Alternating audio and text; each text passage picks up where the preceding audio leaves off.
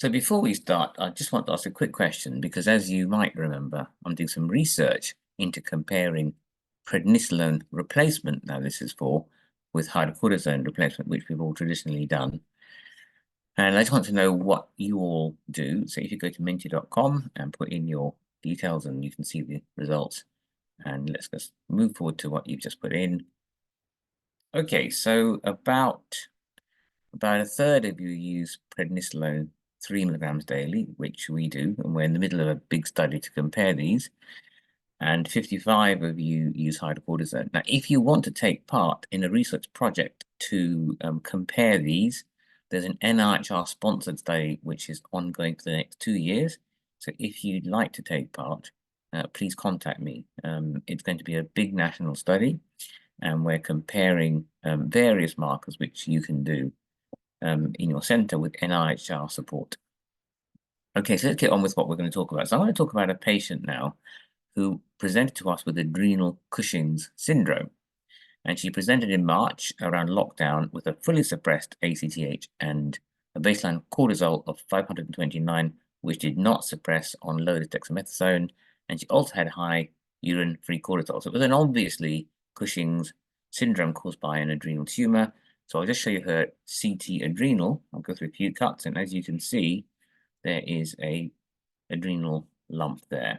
Okay, and I'll just cut through a few cuts. So there it is. Quite a reasonably sized 4 centimeter adrenal tumor. And so the patient goes on to have an adrenalectomy and, of course, is then cured. So her baseline cortisol number was 550. She had a left side adrenalectomy on the 10th of August 21. That was sort of peri-lockdown, you might remember. So what happened? Well, post-operatively, her cortisol fell to 31. So she's lost all that cortisol. And she was sent home. Now, of course, we were all on COVID duty, and the on-call SHO sent the patient home on a SOR protocol of prednisolone 5 milligrams for a few days, then 4 milligrams for a few days, and then 3 milligrams for the 18th of August 2021. And she didn't see an endocrinologist. And because of the chaos of COVID, we actually didn't see her for a year. So she stayed on prednisolone from her GP 3 milligrams daily for a whole year.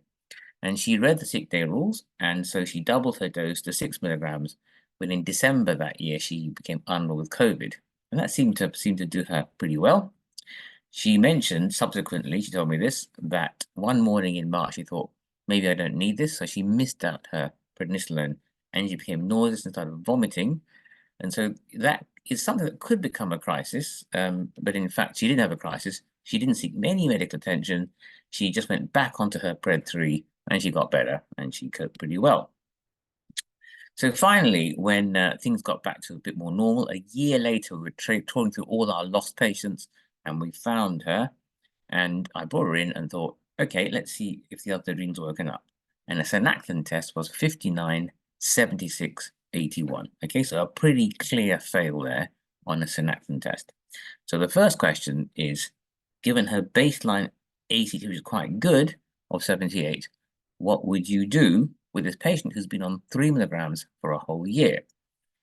Okay, so I'll put there, to just so you remember the synactin results, 59, 76, 81.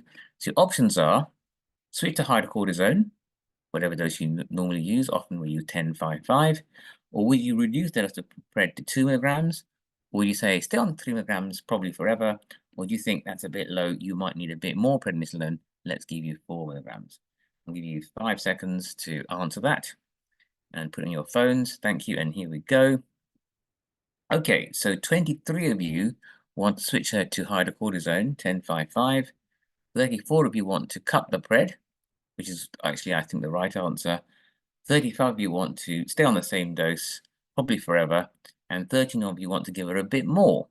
So, of course, the right answer, so most of you want to essentially keep her on some form of steroid, probably forever. Okay, and this is something I used to do, but I've learned that this is the wrong thing to do because what we did was the red group, which was reduced to 2 milligrams. Okay, now the point is, and I've done this with other groups and they've also said the same thing. So when I last did this test, most people want to switch to hydrocortisone and many want to stay on Pred 3. So this is a very common, I'm going to call it a misconception that I had, And I've learnt that that's the wrong thing to do. Because remember, this patient, she's a 28-year-old young person. She's got a normal pituitary gland, she's got a normal right adrenal gland that's been suppressed and is still suppressed. And the thing is, if you give adequate replacement, she's not going to recover because the adrenal will remain suppressed. That's what we learn about from medical school, negative feedback. If you get on prednisolone, they'll make less cortisol. You have to underrun them if you want to have any hope of recovery. So let me just illustrate this. Here is a patient who has got an adrenal tumor making cortisol. Okay, so that cortisol will suppress the corticotrophs and therefore they won't make any ACTH, zero. Okay, so therefore the other adrenal will atrophy. And I don't know how long this patient has had that tumor there before she was labeled as Cushing and became quite obviously Cushingoid, maybe years. So that adrenal might have been suppressed for a very long time. Now, if you remove the adrenal gland, of course, the cortisol will suddenly fall to zero, and you will therefore need to give exogenous glucocorticoid. Many centers give 10-5-5. This patient ended up, because of our protocol, on 3 milligrams. But 3 milligrams is sufficient. And if you give it too much, you will cause persistent suppression of those corticotrophs. So you've got to minimize the dose within reason. And then you might get some recovery. And as the ACTH recovers, it will slowly increase, and then as a consequence of that, you'll stimulate the other adrenal to make some cortisol, but it's got to grow. That's why it's called adrenocorticotrophic hormone, because trophism is to grow. So that's what I think we should do, and when the other adrenal recovers, when it reaches the baseline of 200, then you know that the patient will succeed in coming off the steroid. So that is the plan. Wean them off the steroid. Now, we published a paper last year looking at prednisolone, or in fact in the US, prednisone replacement in adrenal insufficiency. And we've done a number of investigations, but in particular, we have a research interest in looking at the levels of prednisolone over time. And you can see that basically it starts off after you have your dose of 2 or 3 or 4 milligrams quite high. And a once daily dose gives you a very nice curve, and we have now several hundred patients who are on once daily prednisolone.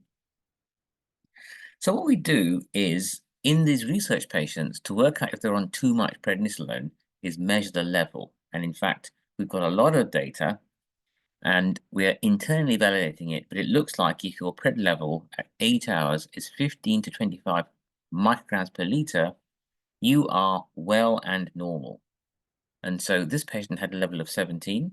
We're researching these different levels through the time, and you can see it slowly falls, but this patient is fully replaced, and therefore she's not going to recover if you leave her on 3 milligrams, because that's an adequate dose. She feels okay. So it's not excessive, but it is suppressive. And the only way to cause that to reverse is to underrun her to 2 milligrams. Now, if you underrun people, they don't feel great, okay? Because all of you want to give her even more, which will leave her on it forever. So that's what clearly is going to happen, except the minority want to cut the dose. So I've got a web page which is called Prednisolone Withdrawal, and it's got this protocol which I enlarge here. And basically, this patient's on, in week 0, 3 milligrams daily. Now, if you cut to 2, they'll feel it because that's quite a big reduction. So the way that we've done it, which is a much more effective and tolerable way of doing this, is to cut to 2 milligrams in week 1 on Thursday. And before they feel it, you go back to 3. So that gives your adrenal a bit of a kick. And the following week, you do it on Tuesday and Friday. And then each week, you do it for 1 more day. And 7 weeks later, they're on 2 milligrams. And at that point, I hope their adrenal is making the equivalent of the final milligram. Now, some people do feel a bit rough when you do this because they have steroid withdrawal syndrome, which is different from adrenal insufficiency. So a few months later, I did a synaptin test now on 2 milligrams, and you can see here baseline ACH is 76, and the cortisol goes 125, 137, 135. Okay, and what that means is there's a flat synaptin test, and the baseline cortisol is 76.4. So that flat synaptin test tells you that they are not responding any further because their adrenaline is maxed out, okay? Maxed out at 130-ish. And so giving more ACTH does not help them. So the message here is if you slowly reduce the prednisolone it's the right thing to do. And if they're on hydrocortisone, they don't get weaned. So if you want to wean them, you've got to really push. And then we'll think about what is the 60-minute cutoff, because essentially there's no rise in cortisol in response to ACTH because there's already a very high ACTH. Now, I've published this before, looking at the level of prednisolone over time, and I was reminded that what we're doing quite a lot of is once daily prednisolone, 3 milligrams daily, and that's better, I think, than hydrocortisone. Because if you look at this third peak here, if you take hydrocortisone 3 times daily, you underrun for some of the day, but importantly, later in the day, you overrun, and that basically suppresses your corticotropes persistently. So hydrocortisone is much more difficult to cut. Now, people put in the chat very helpfully, quite rightly, that if you give it only once or twice daily, hydrocortisone will be more of a stimulus because you will underrun even more. So that's not unreasonable, but the problem is people might feel a bit rough every day and therefore will not tolerate the once daily hydrocortisone. Although I will say that some people do, so that's something to think about. And prednisone's got a longer half-life, so there is a good argument here for giving hydrocortisone only once daily, but it's not something that we traditionally do. Okay, so this is the peak, I think, that is suppressive. So now she's on 2 milligrams daily and she's underrunning, and essentially she's no longer on a fully suppressive dose. So we tried that for a month, and I thought we'll keep on cutting the dose. And so on we went. And you can see that a few months later, she had an even higher ACTH. Her corticals are definitely recovering, and they're pushing that adrenal. And as we go down from 2 to 1 milligram, she has a slightly better, but still not rising synaptin test. So 189218. And then I carried on for a second out for interest. This is not part of normal practice, but it's something that demonstrates that despite a very high ACTH, her adrenal is still not fully recovered. So you've got to give them time for the tropism to work for the ACTH. And so I just carried on, as you can see, from 2 to 1 and then to 0. Now I thought, do we really need a synaptin test? I thought I'll just email her and see what she says. And she says, I'm fine to continue without any testing. I'm feeling better on 2 milligrams or 1 milligram. And therefore, I think the issue is I don't need to do any tests. And she's carried on, and now she's off it completely. And really importantly, her bone density is very nicely improved, as you can see here. So here's my learning point. Okay, we have got to try really hard to wean patients with Cushing's off their steroids, because reduction in steroid causes aches and pains, and patients and doctors, we all assume that they're steroid dependent, because when you cut their dose and they feel aches and pains, this is steroid, or in this case GWS, that stands for glucocorticoid withdrawal syndrome. Now, of course, if you are not on exogenous steroids, you have a normal circadian and ultradian rhythm. We don't exactly know what these are for, but the circadian rhythm means that your cortisol rises before you wake up, and that doesn't happen when you give patients oral steroids.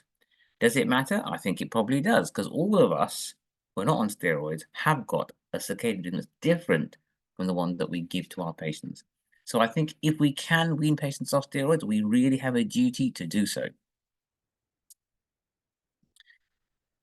The problem, of course, is that it's hard because you've got to deliberately underrun to stimulate the adrenal to recover. And therefore, it's tempting to just say, okay, look, we're just giving a replacement dose. And the question that a lot of people ask is it really harmful to stay on lifetime replacement because it's just normal? And the problem, I think, is it's not normal. It's the timing is not quite right, okay? And the problem is if you're on full replacement, you'll have persistent suppression, and you can't then suddenly stop it because they will underrun suddenly and maybe have an adrenal crisis. So you've got to do it very slowly and take them through the XMP and explain to them that this will happen and to tolerate it. Now, here's a very nice paper explaining exactly this. This is a couple of years ago, looking at GWS, glucocorticoid withdrawal syndrome, and comparing it to Cushing's, but more importantly, comparing it to adrenal insufficiency. Okay, and they call it so enigmatic. It's a puzzling phenomenon. Why do people have this problem when they have a normal axis? And it's important, therefore, that all of us are aware that withdrawal of steroids is hard because patients become psychologically and physically dependent on it, and a slow reduction isn't comfortable. Now, this is quite a nice graphic explaining what they're talking about. So it's looking at different things. So, for example, mood and cognitive disturbance. The left-hand column is Cushing syndrome. The middle column is steroid withdrawal syndrome. And the right-hand column is adrenal insufficiency. And as you can see, there is a bit of an overlap between these things. So there are some features that you get in AI, adrenal insufficiency, that are the same as GW. So anorexia, for example, occurs in both. And patients who say they don't feel well and lose their appetite, you're not sure if it's AI or they're just withdrawing, and therefore you've got to keep on going. If you want to get them off it, that is. And although they'll complain, reassure them that they can succeed and come off it. So this is the full protocol, and you can find it on the website from which you're booking today's talks. Now, I'll just illustrate one other thing that I think I've done pretty badly in the past, and this is what happens if you don't try to wean them off hydrocortisone. So this is one of my patients who was 59 years old, and she had clinical Cushing's and chronic fatigue, okay? And she basically presented in 2012, and she had a midnight cortisol of 435 with a suppressed ATT, so just like the other one. And her low expression test didn't suppress, 622 baseline and 460 after 2 days. So what do you think is a like diagnosis? Why don't you have a vote? And I'll give you 5 seconds to vote on your phones now. Yeah, this is adrenal Cushing's, okay? Because the ACTH was suppressed. I'll just go back to show you suppressed ACTH. So this must be an adrenal tumor, and therefore do a CT scan. And there you are, a 5.5 centimeter adrenal mass causing this patient's Cushing syndrome in 2012. So in 2013, at the age of 60, she had adrenalectomy, and she was sent home, as we did in those days, on hydrocortisone 1055. So this is a very common practice for us, and for all of you, I guess, to send people home on hydrocortisone 1055, and they're fine. And then a few months later, we did a synaptin test to see if she had any other adrenal function, and the cortisol was less than 20, 67, 86, so a pretty good fail. And those days, in 2014, we used to do long synaptin tests, and you can see this first bit, 112, 161, 190, the short synaptin, similar, and she goes on 220, and then the next morning, 653. So now I'd look at that and say, that's a bit of recovery. But in those days, the textbook said, in a long synaptin test, you need to reach 900 to call it a pass. So I call that a fail. And I said, well, that's not good enough. And so the peak of 653 is not good, so let's stay on 1055, okay? And then I tried again a year later, another long synaptin test. Look, you see, it's worse. This time the peak is only 300. So being on 1055 hydrocortisone has caused the other adrenal that's still in become more suppressed. And in 2016, we stopped doing long synaptin tests, short synaptin tests, and she still fails. 56, 173, 218. So 3 years have gone by. She's now 63, and she is still failing synaptin tests because she's on too much hydrocortisone, 1055. I say too much. It's a standard replacement dose. That third dose is suppressing the whole axis. And whenever I tried to cut the dose, she had exactly this. Lots of aches and pains, chronic fatigue, very unhappy at trying to reduce the dose of hydrocortisone. Lots of discussion about it, but she said, no, I don't want to do that. I'm on a normal replacement dose. I'm absolutely fine, she said. And so I thought, okay. And now I know that it's the same, of course, as GWS, and I should have pushed her a bit harder. So tell me, what would you do? You've got your options of increasing hydrocortisone to 10, 10, 5, because she says, I'm absolutely exhausted. You can either increase the dose, stay on the same dose, or reduce to 10 and 5, despite her exhaustion. And you're all voting for yes. You voted for cut the dose. Now, she's not happy with this plan at all. She wanted to increase the dose because she feels absolutely exhausted. So, in fact, I didn't increase the dose. I ended up saying, all right, then, look, if you're feeling that bad, let's stay on 10 by 5. Now, I've written this paper subsequently, okay, because we all know that patients with AI have an increased mortality. And the reason is that they're having too much steroids. So we are giving patients too much hydrocortisone every day. And this is bad for your bones, bad for your blood pressure, bad for your diabetes or glucose handling, makes you a bit insulin resistant. All those reasons contribute to death, and people die a bit younger than they should, I think. So that year she stayed on her 10-5-5 because she was really unkeen to cut the dose, okay? And I was pushed to let her do that. And she's exhausted all the time. So we had no hope. She kept saying, can I have a bit more? And whenever she felt a bit unwell, she doubled the dose. And there were lots of double doses happening between 2016, in fact, all the time, because everyone tells you if you feel a bit unwell, you need some more hydrocortisone.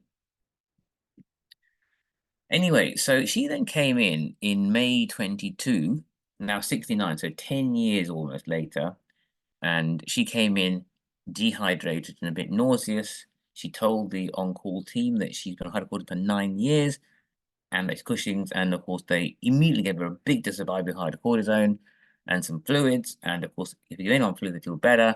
So it was presumed that she had an adrenal crisis, and I'm not sure it was really. I think she maybe didn't keep her on hydrocortisone and therefore did need it. But this is kind of confirmed to the patient that she really needs lots of steroids. Now, what happened though, subsequently, is that she fell over and fractured her femur, which I think is a side effect of being on hydrocortisone. And the orthopedic team were excellent. They put in a lovely long intramedullary nail, great success from the operation. They wrote in their notes. She then had a pulmonary embolus, which is something that happens post-operatively. She then got pneumonia and then got COVID pneumonitis. These are all complications of being on long-term steroids, okay, especially the fracture. And then she died. And I'm going to call this a hydrocortisone-induced fracture. Now, nothing on the death certificate said anything about hydrocortisone. It said, fell over, had a fracture, which all of you see in hospital all the time. And unfortunately, she had the complications of hip fracture and passed away. So she should not have had the hip fracture. Hydrocortisone is not mentioned on the death certificate, okay, but it is in all the papers. So there's evidence and there's now case reports just to confirm it. Steroids are bad for you, okay? If you don't need them, you've got to wean people off it because too much steroids in AI will cause increased mortality.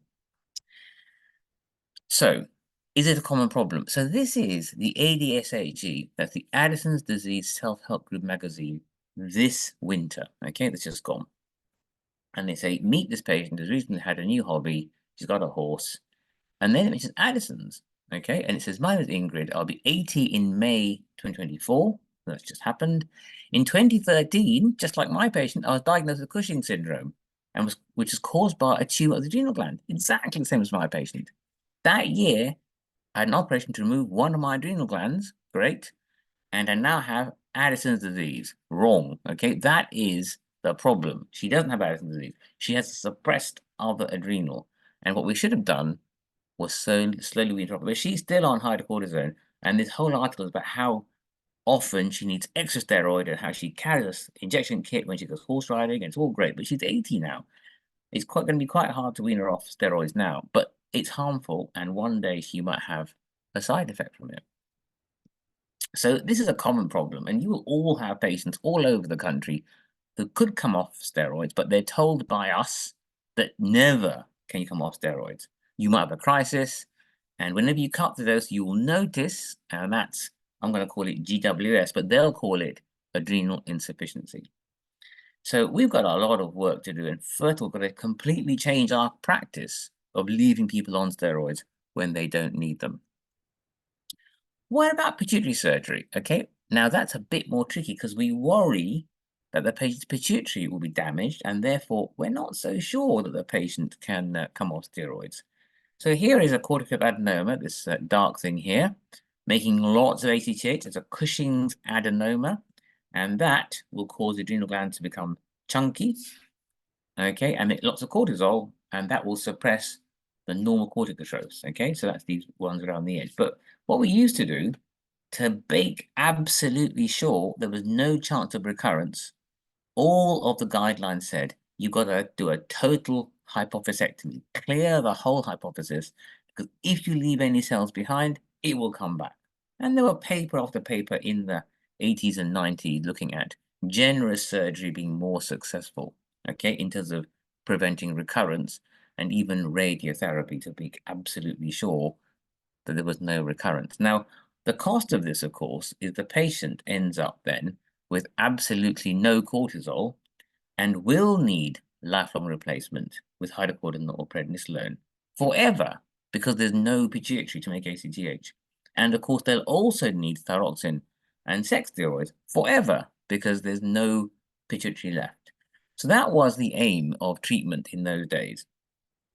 Okay, and if you see these people, because they're a bit older now, if you try and wean them off it, you'll definitely fail because there's no corticotropes. Okay, so we've all got patients like this in our clinics, and they're on lifelong 10-5-5 or 10-5 2.5, and no one's going to try and wean them. Now, things then change because we have got surgeons who get better and better. We've now got endoscopes and ENT surgeons who work with our pituitary surgeons. And so in our pituitary Cushing's patients, we often have 2 pituitary neurosurgeons and some ENT support. And there are 2 stages in operation. And in this way, they have much better directed view of the pituitary gland. And so having looked at the MRI in the MDT beforehand and working out where the tumor exactly is and how to access it, the surgeons aim to take out just the tumor, okay, and leave behind the normal corticotropes. Now, if you do that, okay, the cortisol will still fall to 0 the next day because all these corticotropes around the edge remain suppressed. And as I showed with the adrenal patient, they'll take time to recover, but they will. And we start them on the same treatment, 10-5 2.5 your hydrocortisone or PRED3. And if you give too much, the same applies, you will cause persistent corticotrope suppression. And therefore, what you've got to do is minimize the dose in exactly the same way as the adrenal patient, slowly but safely, a bit nervously because you are not certain about the survival of those corticotropes around the edge. And so you read the op note and you talk to your surgeons in the MDT and say what exactly was done, look at the histology, and the surgeon will tell you it was a difficult operation, had to clear the whole hypothesis. They might have vasopressin insufficiency, but now virtually nobody has that. Okay, virtually all our patients now are cured and do have the chance of corticotrope recovery. But the surgeon will tell you if it was an unusual or if it was laterally placed tumor, then it's a bit more difficult. But if they tell you they've got the tumor out and left behind those corticotropes around the edge, then they will recover, okay? And that's the purple line of recovering corticotropes making ACTH. And over time, if you do it slowly, the adrenals will recover, just like in the previous case. And when the morning cortisol is 200, then they're gonna succeed. So if you have perfect pituitary surgery, they will initially need some replacement. The normal corticotropes will be suppressed and atrophied because of many years of undiagnosed Cushing. But if you don't keep on suppressing them, they can recover. So do it. Okay, that's your plan. Okay, and when they've recovered, you will have a patient who's not on steroids and has a normal circadian rhythm, which is better than being on replacement of any sort. Okay, so you measure your morning cortisol before they take the PRED in the morning, and that's all you need to do. You don't need synaptic test at all. Okay. And then once they're weaned, they are completely normal. So here's a proof of the pudding. Pituitary Cushing's diagnosed in 2021. She had all the pituitary Cushing's, looked Cushingoid, high late night salivary cortisol. That's what we do now. We've moved forward from doing just dexaprosin tests. We do a lot of tests, but the late night salivary cortisol and cortisone are very helpful. So they were high. We also did a dexaprosin test, and then she went to have pituitary surgery in February 2022. And her day 4 and day 5 cortisols were undetectable. So there you are, cured tumor. Okay, and histology confirmed a corticotrope adenoma and was normal tissue around the edge, and it was a good operation. It was a low KR67. Here are the images. Okay, the left-hand side is the pre-op, and there's the optic nerves, there's the pituitary stalk, and there is a tumor. And postoperatively, there is the hole left behind by the surgeons. Okay, so pre-op and post-op, left and right. I'll just go to the next cut. Same thing, there's the adenoma. And on the other side, there is the hole left by the surgeon. Okay, so they've removed the tumor and there's plenty of normal pituitary gland on the other side. One more cut to be really certain. There is the tumor, okay, on this bit here, and here is the hole left by the surgeon. So we therefore have removed the adenoma intact, and we have got some normal cells on the other side. So I'm pretty sure that I'm going to get her off steroids with a 0 cortisol, okay? So we did mid-pred level, and she was on 4 milligrams, and she had a normal replacement. So I said to her, look, we need to cut those to 3, and you're going to feel a bit rough and underrun. And sure enough, she felt a bit rough, but I said, you need to do this, and we're going to 3, 2, 1, 0, and get you off the steroid. And it'll take a while because your pituitary is fast asleep, I explained to her. So in February 23, she's on Pred 3, and her morning cortisol 77 with an AT of 21. So I thought, what should we do now? Well, let's cut the dose. Okay, so here she is. Do you need any tests? No, because we know you can saw that the normal pituitary gland. I know she can come off it. We just need to do it and not do tests. Because if you do tests, you get nervous. So I gave her this protocol and said, off you go. And I didn't hear from her. She went 3, 2. She just followed it religiously and kept going. And then when I saw some 1s and 0s in my timetable, I thought I better give her a call and see how she is. So I rang her up and said, come and have a morning cortisol. And she said, oh, I feel okay. And it was 189. So there you go. Her morning cortisol is 189. So I'm pretty sure we're going to make it. We don't need synaptin tests or anything, really. Okay. Well, my colleagues, oh, shall we do synaptin test? Because 189 isn't normal for the morning. Do we need a test? Well, they really wanted one. So I thought, all right, then let's do one just to prove it. And sure enough, she has a 30-minute of 300 and a 6 429. Okay. And now, this is about a year ago when I finally finished this case. She's off steroids and completely fine. Okay, so much better than leaving her on steroids forever. So I hope that will prevent her from having a fracture and etc. when she's a bit older. Okay, so basically, the message is if you have still withdrawal syndrome, you're going to feel a bit rough, but you need to keep going and de-prescribe and monitor very carefully clinically, but not with tests necessarily. If you take a normal person and start on hydrocortisone, they will have a suppressed adrenal after time. And the other thing I'm going to say is that I find prednisone a lot easier to wean than hydrocortisone. Because hydrocortisone is 2 or 3 times daily, which is very hard to wean, okay? Because you're giving it, it's messy. Which one do you cut? Do you have less in the evening? Of course, you do that if you're going to do that. But it's much easier of a protocol that people follow, and you don't need to get involved because they will contact you. Say, contact me if you don't feel right. But if you can keep going, let's keep going. So here's a question that people ask you then, what baseline cortisol cutoff is okay? And the word cutoff is a problem, okay? And I'll illustrate that in a minute.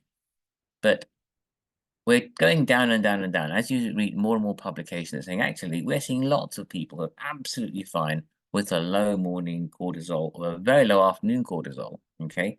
And they're all okay. And starting them on steroids because we're a bit nervous is a bad idea in most cases, okay? So this is a nice paper from Dr. Mamuji that you've just heard about. And they looked at pituitary patients, and they basically say they have periodic evaluation with synaptin tests, okay, which I think we should stop doing. But that is what a lot of us do. We see, how are you? Synaptin test, pass, let's see if we can wean you off it, okay? And that's what they were doing. And essentially, they did an audit, and to summarize the whole paper that you can read on the website, if your cortisol is baseline more than 237 in these pituitary patients, you have a 100% chance of coming off, of passing the SST and therefore coming off steroids. So all you need is baseline cortisol of about 237 and you're in, okay? You have passed. That's one paper. There's lots of different cutoffs, okay?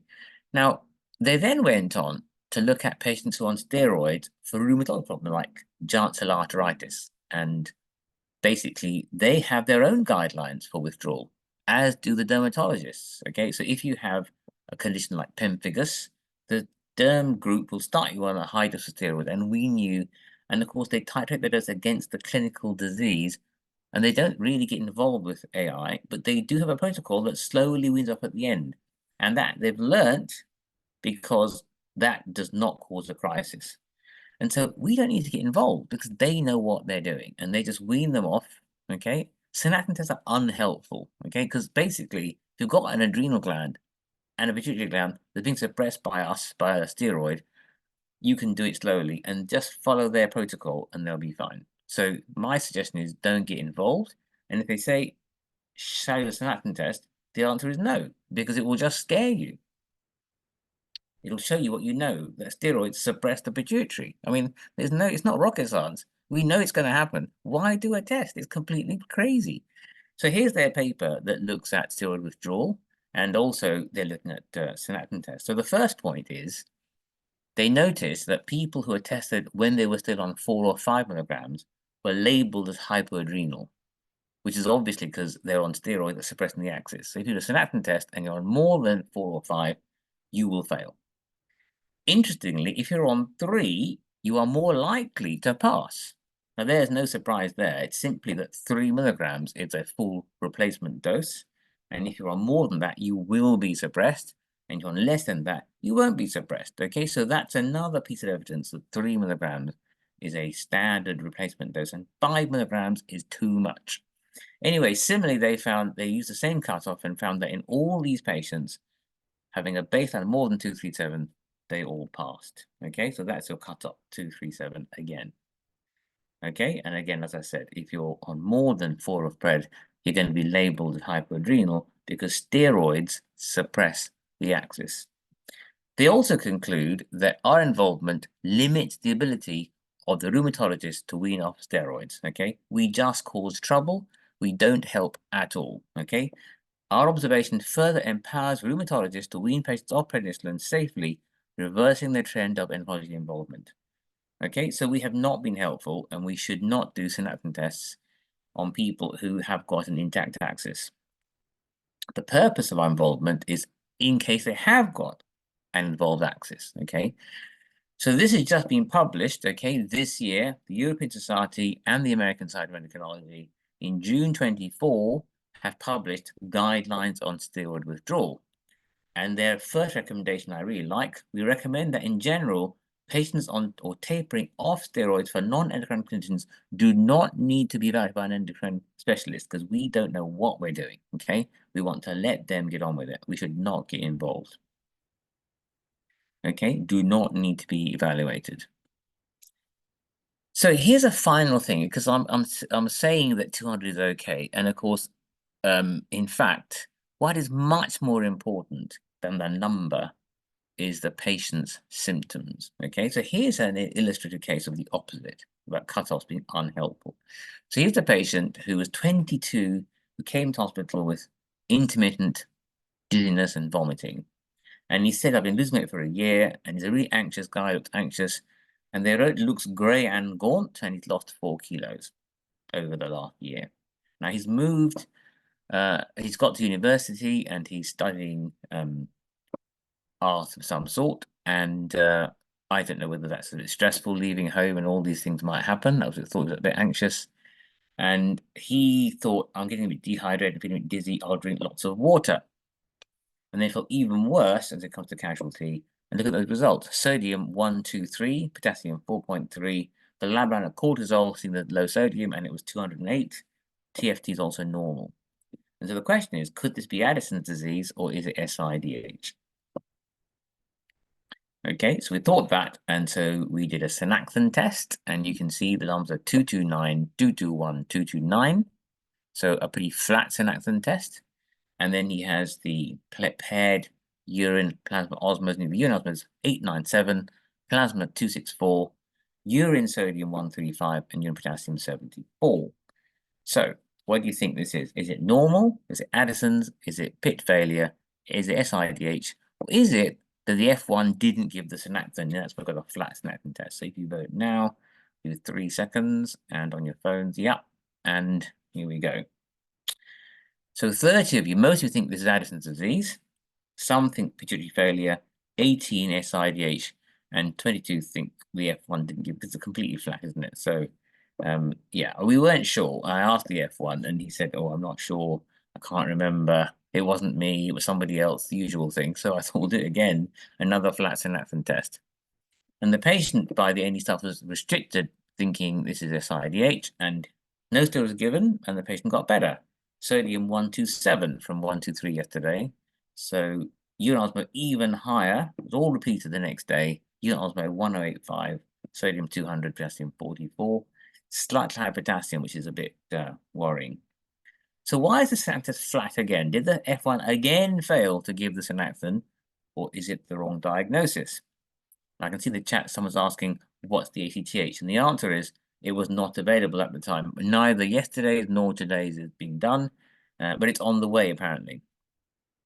Okay, so more of you now are thinking correctly that this is Addison's disease, because that potassium gone up a bit, and it's not consistent really. Because remember, to diagnose SIDH, you need to have a normal thyroid and a normal cortisol axis. So if you have Addison's disease, you will look like SIDH if you measure the urinary electrolytes. So it could be Addison's, and the history, of course, is typical. Right? Forget the biochemistry, right? The cortisol 208 and being flat. I mean, it's typical of incipient Addison's as well. But my point is, it's exactly the same as my other patients who are recovering, and therefore a synaptin test will not discriminate between a Addison's patient and a recovering adrenal insufficiency patient. And the thing that discriminates them is no test. Okay, it's all about their history and examination. Anyway, so I rang them up saying, where is the ACTH? And they went, oh, we're just diluting it. And of course, when they say they're diluting it, you realize that it must have been sky high. And sure enough, it was 2082. So this, of course, is typical incipient Addison's with a sky-high ACTH that's driving that adrenal maximum. It can't stimulate. So my point really is cutoffs are not helpful. Okay, the same number is a typical Addison's and is the same synaptin test you'll get in someone who is recovering. So it's just about history and examination. Okay, I'll just say thank you all very much for listening, and I'll leave with that QR code if you would like to give us some feedback on these talks and get a certificate. So you can take a picture of that now. I'll leave it up for a few minutes and pause that video. Okay, all the very best. Thank you very much. See you, I'm hoping, in September. So on September the 16th, that's a Monday, I want to see you in person. We are going to have it on Zoom too, but I really would like to see people face to face, because that's really what these meetings are about. We had lots of Zoom ones, but if we can have some face to face, that will be really good. Okay.